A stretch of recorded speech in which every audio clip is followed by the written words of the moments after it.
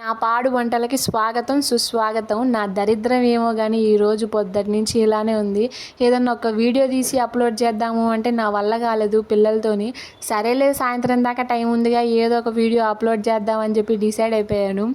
తీరా చూస్తే మైదా పిండి ఉంది. మైదా పిండితో ఎలాంటి రెసిపీ చేయాలని యూట్యూబ్లో సెర్చ్ చేస్తే అన్నీ ఓవెన్లో పెట్టేయి, కిలోలు నూనెలో దేవేసేయి.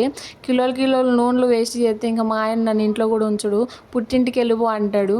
అదేంటక్క పుట్టింటికి కిలో నూనెకే పంపించేస్తాడా అంటే నిజంగా పంపించేస్తాడు. కిలో నూనె ఎంత అనుకుంటున్నారు? 190 180 ఉంది. ఆ 180 190కి బయట ఎన్నో వస్తాయి అని అంటాడు. సరేలే అంత ఖరీదైంది ఎందుకులే అని చెప్పేసి మనకి ఇంట్లో అన్ని వస్తువులు ఉన్నాయి, ఏది చూద్దామని చెప్తే భక్ష్యాలు ఉన్నాయి. సరే ఆల్రెడీ నెయ్యి ఉంది కదా, భక్ష్యాలు చేద్దామని చెప్పి డిసైడ్ అయిపోయాను. భక్ష్యాలు బాలింతలు తినకూడదంట, ఏమో నాకైతే తెలీదు. కానీ సరేలే అని చెప్పేసి పెద్దవాళ్ళ మాట వినాలి కదా, అందుకనే కందిపప్పుతో హెల్తీగా చేశాను.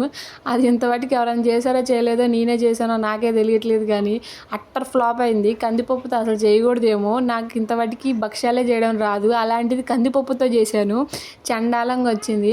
అది మిక్సీ పట్టేదాకా కొంచెం హోప్ అనే ఉండేది, ఎందుకంటే పిండి బాగా వచ్చింది కదా కలపడము. అది మిక్సీ పట్టినాక అప్పుడు అర్థమైంది అది మొత్తం అట్టర్ ఫ్లాప్ అని. ఓకే సరేలే ఒకసారి ట్రై చేద్దామని చెప్పేసి పిండి మొత్తం కలిపి దాంట్లో వేసాను.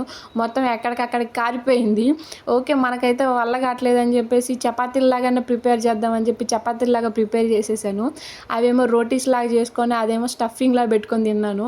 బాగానే ఉంది, కానీ నా వంట చూసి ఎవరు ప్రిపేర్ చేయమాకండి, ఎందుకంటే మీకు ఏమన్నా అయితే మళ్ళీ నన్ను అంటారు కదా, అందుకని మీరైతే అసలు ప్రిపేర్ చేయమాకండి. నాకైతే చండాలంగా వచ్చినాయి.